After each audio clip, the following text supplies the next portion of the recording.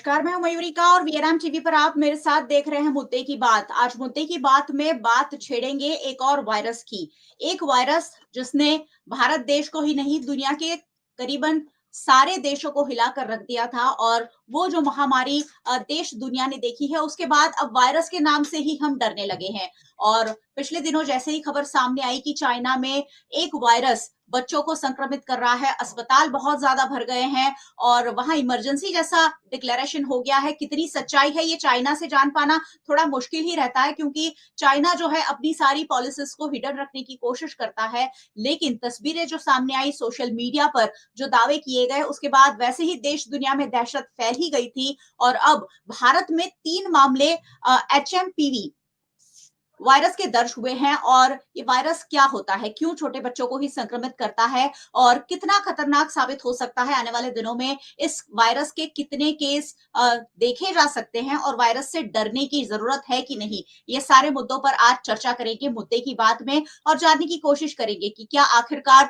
वाकई में डरने की जरूरत है, क्या एहतियात बरतने की जरूरत है, या फिर सिर्फ हम अपने बच्चों को किसी भी तरीके से सुरक्षित रख सकते हैं। उस तरीके के कुछ हमें टिप्स ध्यान में रखने होंगे। तो इस खास चर्चा में आज मैंने कुछ खास मेहमानों को जोड़ा है और उन्हीं से जानने की कोशिश करेंगे आखिरकार इस वायरस की गंभीरता क्या है और वायरस से अपने छोटे छोटे बच्चों को बचाना कैसे है। चलिए, मेरे साथ आज मुद्दे की बात में जुड़े हैं रागेश शाह, जो साइंटिस्ट है और अहमदाबाद से हमारे साथ जुड़े हैं। सर, बहुत बहुत स्वागत है चर्चा में आपका। हमारे साथ डॉक्टर हार्दिक पटेल जुड़े हैं, जो चाइल्ड क्रिटिकल केयर स्पेशलिस्ट है। सर, आपका भी बहुत बहुत स्वागत है।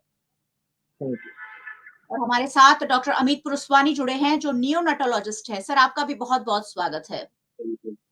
क्योंकि छोटे बच्चों को ही जो मामले सामने आए हैं वो 8 महीने, 3 महीने और 2 महीने के बच्चे थे, मैं भारत की अगर बात करूं तो। और इसीलिए भी डर ज्यादा होता है, क्योंकि बच्चे हर घर में हैं और बच्चे हर किसी को बहुत प्यारे भी हैं। और ऐसे में जब बच्चों पर कोई मुसीबत आती हुई दिखती है तो देश में कहीं ना कहीं दहशत फैलना जरूरी है। अब मैं बारी बारी आप सभी मेहमानों से सिर्फ 2-2 मिनट की पहले प्रतिक्रिया लूंगी कि ये वायरस क्या है और कैसे काम करता है। उसके बाद मेरे मन में जो सवाल है, हमारे व्यूअर्स के मन में जो सवाल है, लोगों के मन में जो सवाल है, वो सारे सवालों के साथ इस चर्चा को आगे बढ़ाएंगे। हमारे साथ साइंटिस्ट के रूप में रागेश शाह जी जुड़े हैं। रागेश जी, वायरस के बारे में अगर छोटी सी कोई प्रतिक्रिया देनी है, क्या कहेंगे? ये वायरस क्या है और कितना गंभीर आगे चलकर साबित हो सकता है? देखिए, जब भी वायरस की जब बात होती है न, तो दुनिया में इतने प्रकार के वायरस अभी भी एग्जिस्टेंस है। अब जब घातकता की जब हम बात करते हैं, तो वो कितना फैलता है और कितना म्यूट होता है, उसके बाद उसका पता लगता है। तो जब हम अभी जो ये ह्यूमन मेटान्यूमो वायरस की जो बात कर रहे हैं हम, तो उस वायरस में अभी हमने आरएनए वायरस है। तो ये एक बात तो तय है कि जितना जितना ये स्प्रेड होता जाएगा, वो उसका रूप बदलता जाएगा और रूप बदलने के बाद वो कितना घातक होता है, वो बाद में होगा। और आज के दिन पे जैसे इसकी शुरुआत हुई है, वो इतना घातक नहीं है और हमें एज ऑफ नाउ अभी तक तो इसके डरने की कोई जरूरत नहीं है। और मेरे साथ जो चाइल्ड स्पेशलिस्ट एंड डॉक्टर्स है, वो भी मेरी बात से एग्री करेंगे। तो रागेश जी बता रहे थे कि फिलहाल तो इस वायरस से डरने जैसी कोई जरूरत लग नहीं रही है। आगे चलकर वायरस अगर कोई घातक स्वरूप धारण करता है, जैसा कोरोना ने किया था, तो शायद कोविड-19 ने जिस तरह से अपना स्वरूप बदला था और फिर महामारी के तौर पर फैल गया था, अगर ऐसा कुछ होता है तो शायद देखा जाएगा। डॉक्टर अमित पुरुस्वानी हमारे साथ जुड़े हुए हैं। सर, क्या जोड़ना चाहेंगे? ये जो वायरस है, बच्चों में क्यों दिखा जा रहा है और बच्चों में ही क्यों संक्रमण सामने आया है? ये जो वायरस है एचएमपीवी वायरस, ये बच्चों में ज़्यादा इसीलिए ये जिनकी भी इम्यूनिटी जिसको कि हम प्रतिकार शक्ति बोलते हैं, जिस भी बच्चे की प्रतिकार शक्ति अब बच्चों में प्रतिकार शक्ति एडल्ट जितनी नहीं होती, सेम जो एजेड लोग हैं, जो 65 इयर्स से ऊपर की उम्र के हैं, उनमें भी इम्यूनिटी कंपैरेटिवली कम होती है। इसीलिए भी एक रीज़न है कि ये बच्चों में ज़्यादा देखने मिल रहा है। दूसरा रीज़न ये है कि हम ऐसा इसका प्रीवियस रिकॉर्ड एचएमपीवी वायरस का देखें तो ऐसा जानने को मिला है हमें कि 5 साल तक में कभी भी हमें ये वायरस होके गया होता है। जब तक हमारी उम्र 5 साल होती है, कभी तो हमें इस वायरस का संक्रमित, क्योंकि ये भी बाकी वायरसेस की तरह जैसे आरएसवी वायरस होता है, उन्हीं वायरस की तरह है, तो इसका संक्रमण हमें कभी ना कभी होकर गया होता है, सर्दी, खांसी और बुखार के रूप में। जो कि यंग बच्चे होते हैं, 2 साल से छोटे हैं ना, उनके लिए ये इन्फेक्शन पहली बार होता है, तो इसके लिए उनके लिए थोड़ा-सा क्रिटिकल इन्फेक्शन हो सकता है। वैसे वायरस से हम रूबरू होते ही रहते हैं और मुझे लग रहा है बहुत सारे वायरस से रूबरू होते रहते हैं, लेकिन कोविड-19 नाम का वायरस जब आया उसके बाद जो स्थिति बनी है, तो अब वायरस के नाम से कहीं न कहीं ज़रूर लोग डरने लगे हैं। डॉक्टर हार्दिक पटेल हमारे साथ जुड़े हुए हैं, जो चाइल्ड क्रिटिकल केयर स्पेशलिस्ट है। सर, बच्चों के पेरेंट्स जो हैं वो खासकर बहुत ज़्यादा डरे हुए हैं। ये वायरस आगे चलकर बच्चों को और कितने बच्चों को, क्या ये बहुत जल्दी फैलता है? ये सबसे पहले जानना ज़रूरी है कि कोविड जैसे फटाफट फैल गया था, क्या ऐसा कुछ यहाँ भी देखने मिल सकता है? सी एक सिंपल लॉजिक समझे तो एचएमपी वायरस का जो फॉर्मुलेशन है तो उसका स्ट्रक्चर है वो कैसे लाइव करता है, मतलब वो अपने आप स्प्रेड कैसे होता है। तो जैसे कोविड स्प्रेड होता है ऐसे ही अपने आप स्प्रेड होता है कि एयर ड्रॉपलेट्स के थ्रू। दूसरी चीज है कि वो जो सरफेसिस होती है जहाँ एयर ड्रॉपलेट्स पड़ा है वहां लंबे टाइम तक वो आराम से जीता है, तो डेफिनेटली स्प्रेड तो एक इंसान में से दूसरे इंसान में से होता है।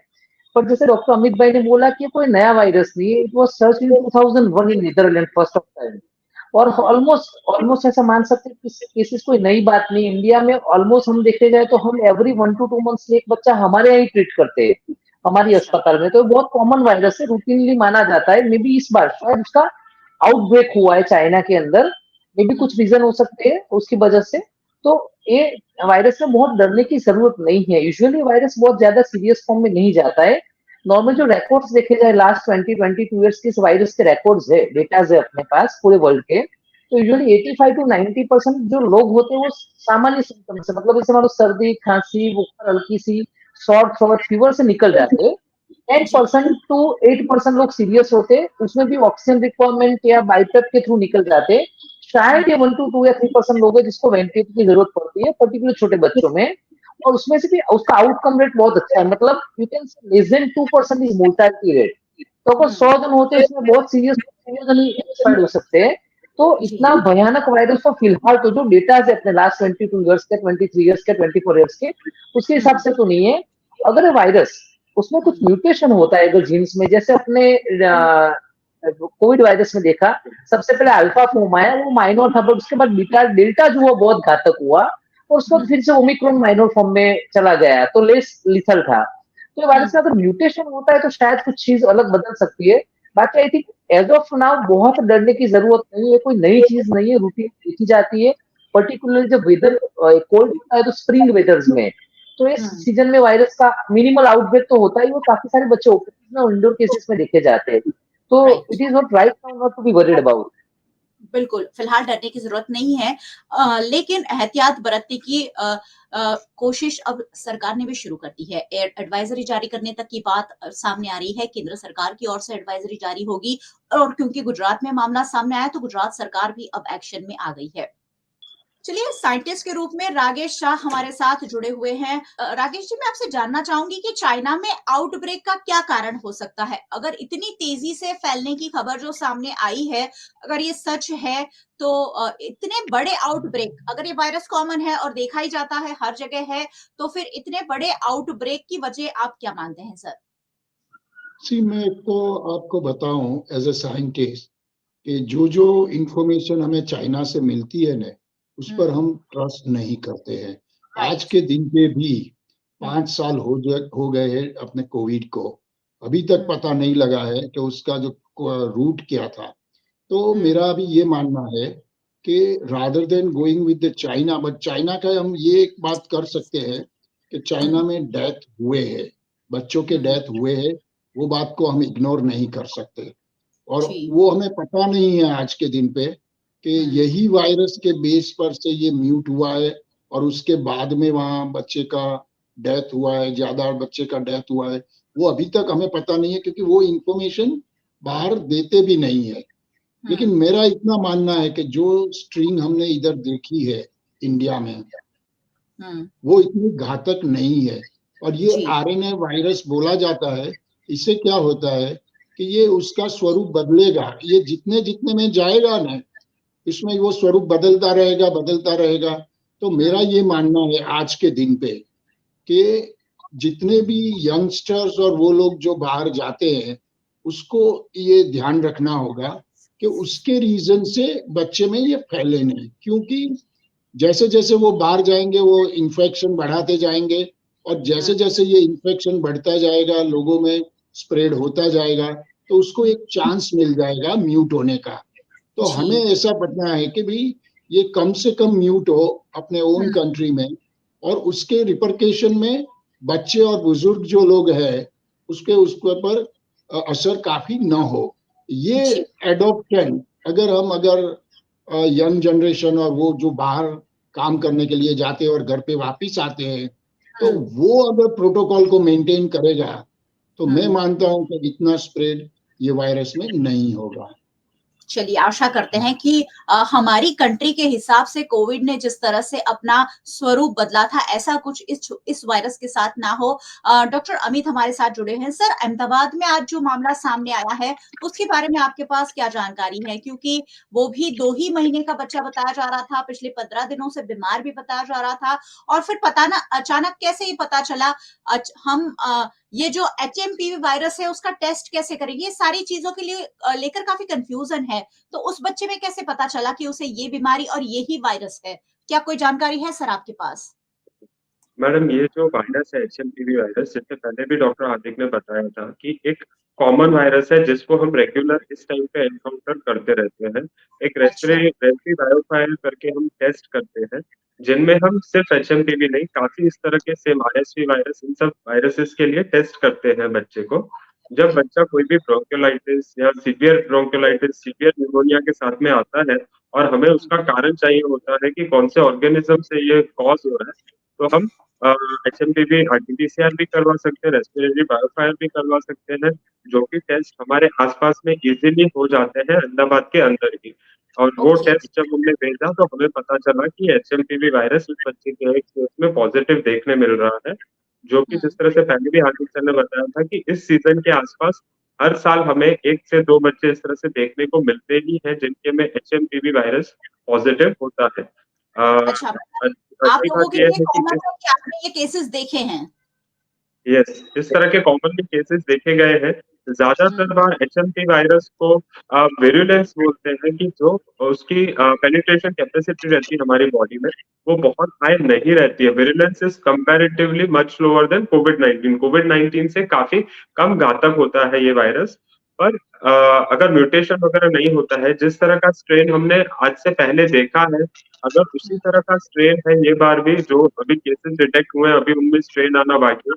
तो अगर स्ट्रेन चाइना में कौन-सा स्ट्रेन है, यहाँ पे कौन-सा स्ट्रेन है, अभी इस पॉइंट ऑफ टाइम पे डिफाइन करना मुश्किल है।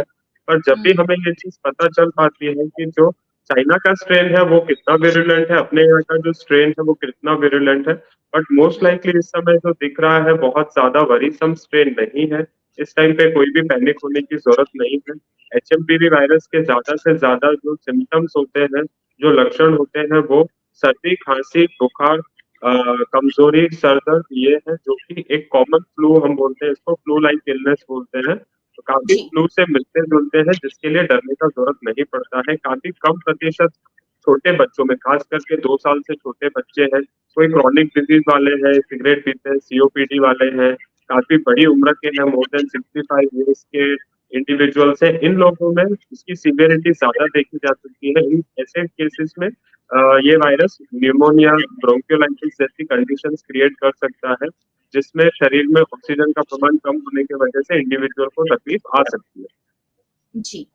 चलिए, डॉक्टर पुरुषवानी ने हमें ये तो बता दिया कि क्या लक्षण हो सकते हैं। मैं डॉक्टर हार्दिक के पास चलती हूँ। सर, आप मुझे ये बताइए कि चलिए, अगर ऐसे कोई लक्षण पाए जाते हैं बच्चों में, वैसे अमूमन इस सीज़न में पाए ही जाते हैं, क्या करेंगे पेरेंट्स? इसमें 2 चीजें, फर्स्ट ऑफ ऑल कि जैसे सिम्पटम्स को डिफरेंशिएट करना कौन सा वायरस है वो डिफिकल्ट होता है। तो नॉर्मली जब भी कोई बच्चे को सर्दी, खांसी, बुखार या सॉर थ्रोट जो कॉमन चीजें होती है, ऑलमोस्ट वो पीडियाट्रिक ओपीडी में 50% चीजें बच्चे ही आते हैं लेके। तो उसमें जी। फिलहाल घबराने की जरूरत नहीं है। Just parents can consult to the respective paediatrician और उनसे जो दवाई मिले, सपोर्टिव दवाई इसकी मेन ट्रीटमेंट है, वो एक चालू कर दें। अगर बच्चे में 5-7 दिन में सुधार नहीं आता है, या तो कंडीशन बिगड़ती है, या तो उसको कुछ ब्रीथिंग डिफिकल्टी ऐसा होता है, दे कैन रिकंसल्ट टू पीडियाट्रिशियंस और ऐसे बच्चों में एडमिशन की नीड होती है। अगर जी। ऐसा कोई बच्चा दिखता है तो उसका बायोफर टेस्ट जो अमित भाई ने बोला ऐसा, तो उसको एलाइसा मेथड या तो पीसीआर मेथड से हम टेस्ट करते हैं, पॉलीमरेज चेन रिएक्शंस। तो उसमें जी। अपना जैसे कोविड में स्वैब टेस्ट है, ऐसा स्वैब ले सकते हो। या तो अगर कोई बच्चा सीरियस हो वेंटिलेटर उसका तो गल्फा निकलता है, उसको आप वो टेक्निक से उसको बेच सकते हो एंड विद इन 12 से 24 घंटे में उसका रिजल्ट अवेलेबल होता है। और अगर पॉजिटिव आता है तो भी मेरे हिसाब से पैनिक करने की, डरने की जरूरत नहीं है, बिकॉज अल्टीमेटली मेन थेरेपी ये वायरस की सपोर्टिव ट्रीटमेंट है। सो पेरेंट्स को डेफिनेटली मैसेज दूंगा कि अगर अपने बच्चे में से कोई सिम्टम्स है, आप नजदीकी जो पीडियाट्रिशियन जिनको आप बिलीव करके उनको दिखाइए, सिम्टोमेटिक मेडिसिन जो बोलते हैं उनके हिसाब से आप स्टार्ट कीजिए। अगर रिकवरी नहीं दिखती है within 3 to 5 days you can again reconsult to your paediatrician.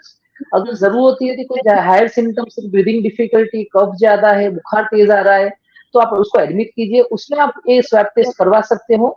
और अगर पॉजिटिव आता है तो भी पैनिक मत कीजिए, क्योंकि सीरियस होने के चांसेस 8 to 10% ही है, और वो भी होता है तो भी पैनिक नहीं होना है, क्योंकि सपोर्टिव ट्रीटमेंट से अच्छा हो जाता है। सो अल्टीमेटली आपके जो रिस्पेक्टेड डॉक्टर्स है उनकी बात मानिए, फॉलो कीजिए and then after I think बच्चा यूजुअली स्टेबल हो जाते हैं। और दूसरी जो आपने बोली कि पेरेंट्स को और क्या ध्यान रखना है, तो प्रिकॉशन की बात होती है। तो प्रिकॉशन में भी अल्टीमेटली जो अपने हर जो फ्लू वायरस या कोविड वायरस जिसके जो प्रिकॉशंस थे, अपन जो एसएमएस बोलते थे, social distancing, mask application and sanitization, SMS word जो हम बोलते थे, वो चीजें वायरस को लागू होती है कि अगर किसी को सिम्टम्स है, अगर जो बच्चा छोटा है तो उसे दूसरे बच्चों को दूर रखा जाए, उसको स्कूल्स वगैरह में ना भेजा जाए, या तो कोई ऐसे ओवर क्राउडिंग प्लेसेस पे ना भेजा जाए जब तक उसके सिम्टम्स ठीक ना हो तब तक। और क्योंकि क्या होगा, अगर छोटा बच्चा इन्फेक्टेड है, पेरेंट्स को इन्फेक्ट करेगा, पेरेंट्स कहीं और जाएंगे जॉब पे, वो एडल्ट के देंगे, एडल्ट कैरियर फॉर्म में होता है, और फिर वो घर जाके उनके बच्चों को इन्फेक्शन देगा, तो पूरी चेन बनती जाएंगी। सो अगर जो भी बच्चा इन्फेक्टेड है वो थोड़ा आइसोलेटेड रहे थोड़े दिन के लिए, तो आई थिंक ये चीज I think within 1 week settle हो जाती है।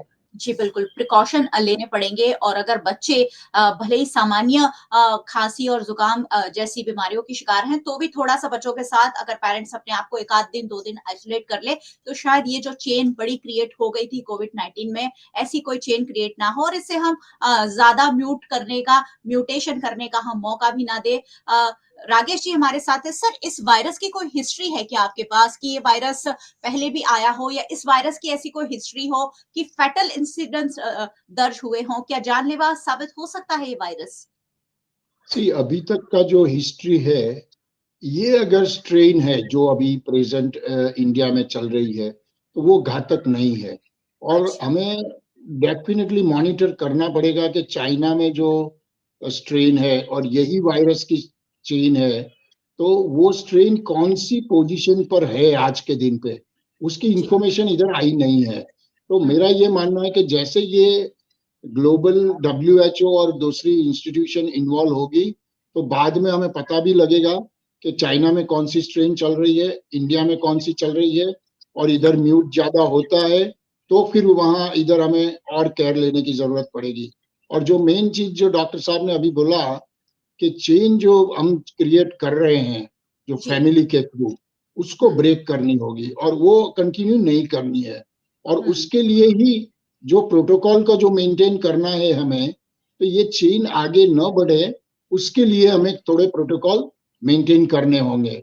और डू एंड डोंट्स की जो थियरी जो गवर्नमेंट ऑफ गुजरात ने और गवर्नमेंट ऑफ इंडिया ने और ऑल ओवर द वर्ल्ड ये ऑलरेडी प्रसिद्ध की हुई है, तो उसको स्ट्रिक्टली फॉलो करना होगा।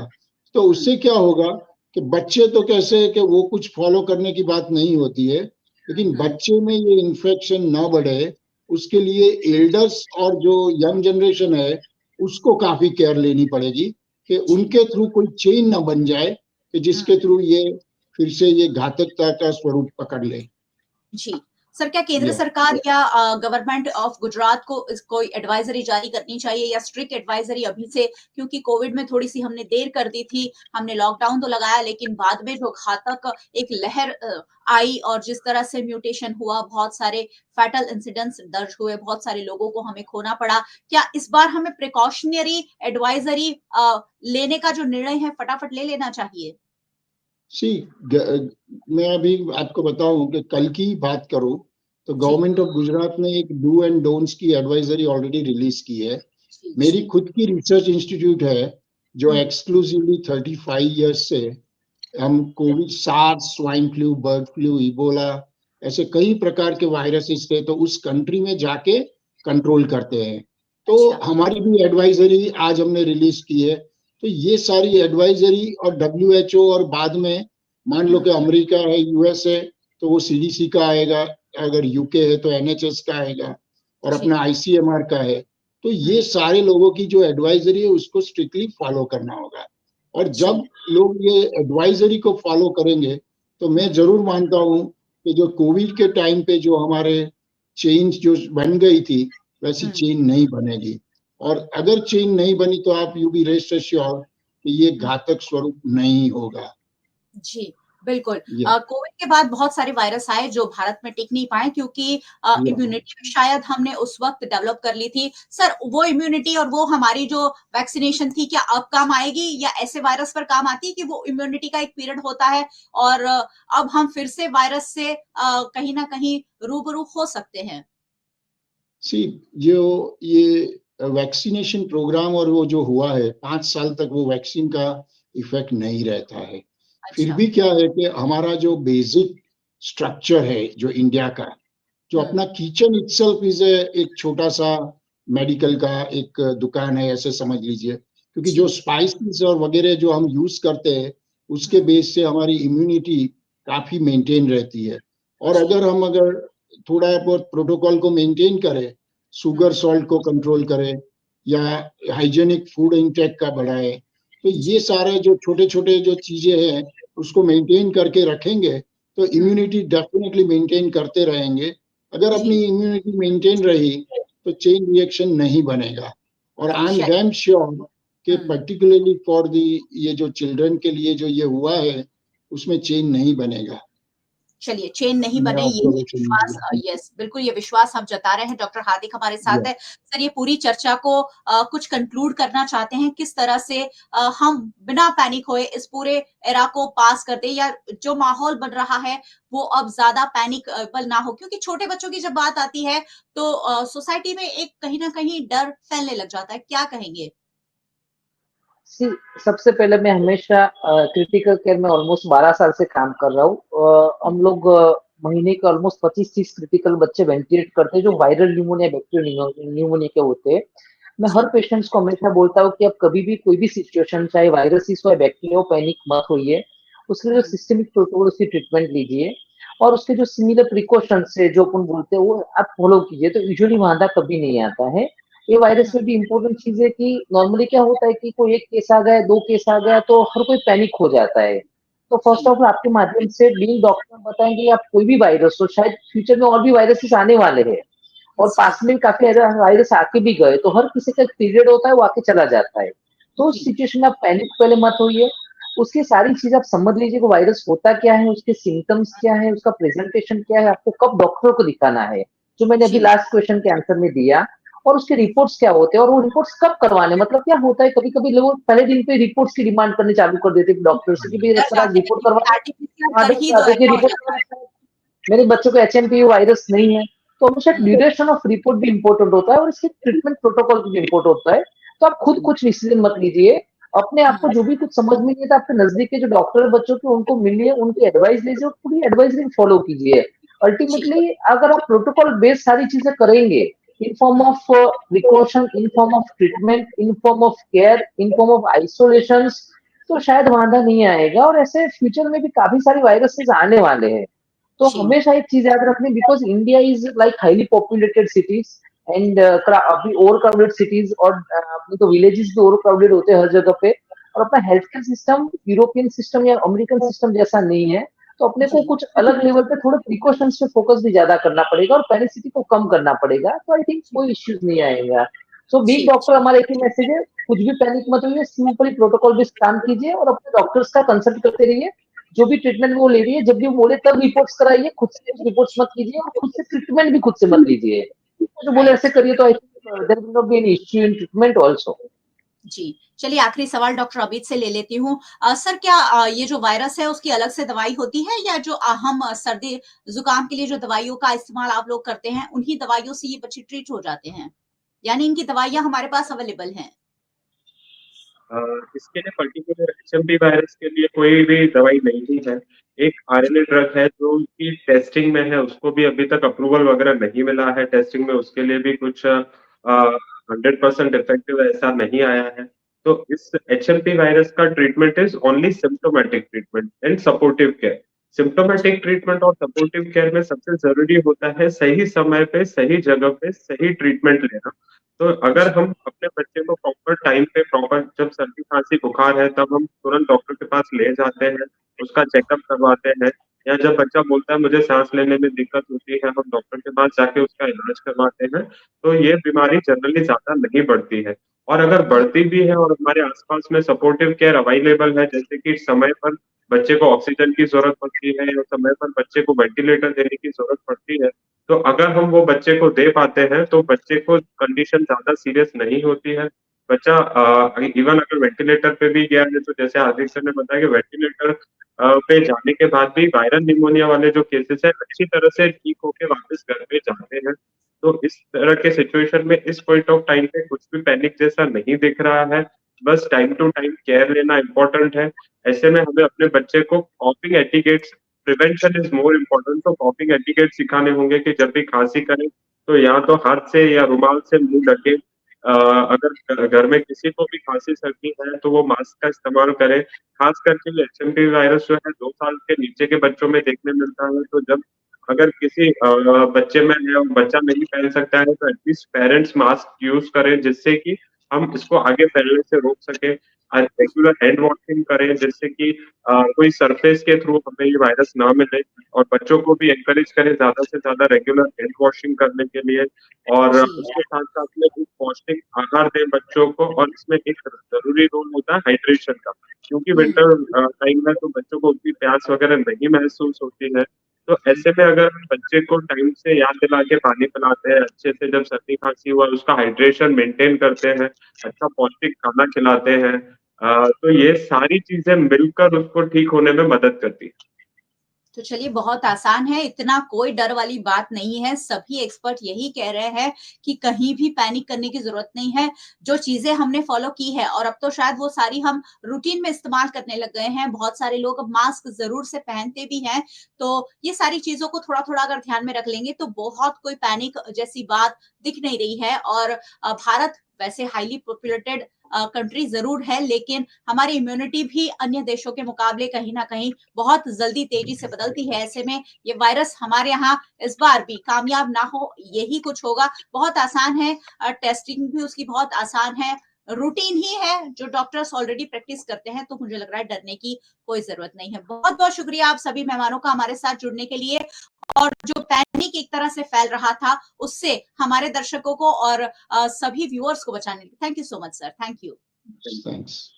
तो चलिए, गुजरात सरकार ने ये कह दिया है कि विदेश से जो भी आएंगे उनके लिए इस HMPV वायरस के लिए अलग से एडवाइजरी जारी की जाएगी। गुजरात सरकार अपनी ओर से पूरी तरह से प्रिकॉशन लेने की कोशिश कर रही है। RT-PCR के जो किट है वो उसे परचेज कर लेने के निर्देश सभी अस्पतालों को दे दिए गए हैं। और ये सारे प्रिकॉशनरी एडवाइजेस हैं कि प्रिकॉशनरी क्या कर सकते हैं, एहतियाती कदम क्या उठाए जा सकते हैं, उसकी प्रैक्टिस गुजरात सरकार कर रही है। क्योंकि एक मामला दर्ज हुआ है तो गुजरात सरकार तो जरूर हरकत में आएगी ही, लेकिन हम सबको कहीं भी पैनिक नहीं करना है। छोटे बच्चों से जुड़ा मामला है, लेकिन बहुत आसानी से इससे डील किया जा सकता है। सभी एक्सपर्ट यही कह रहे हैं कि इतना मजबूत वायरस नहीं है जो आगे चलकर कोई बड़ा स्वरूप धारण कर सकता है। आप रोज रात 8 बजे वीएनएम टीवी पर मुद्दे की बात देखते हैं मेरे साथ, और देखते रहिए रोजाना। अगर आप हमारे चैनल पर नए आए हैं तो जरूर सब्सक्राइब कर जाइएगा और बेल आइकन प्रेस कर दीजिएगा ताकि वीएनएम का हर अपडेट सबसे पहले आप तक पहुंच सके। फेसबुक पर देख रहे हैं, शेयर जरूर कीजिए। इस वायरस ने सबको डरा दिया है क्योंकि ये बच्चों को संक्रमित कर रहा है, तो शेयर कर लीजिए। आप हमें OTT प्लेटफॉर्म्स पर देख रहे हैं, डेली हंट, वोडाफोन टीवी, जियो टीवी और जियो टीवी फाइबर। 498 नंबर के चैनल पर वीएनएम टीवी को 24 घंटे लगातार देखा जा सकता है। देखते रहिए वीएनएम, जुड़े रहिए वीएनएम के साथ। नमस्कार।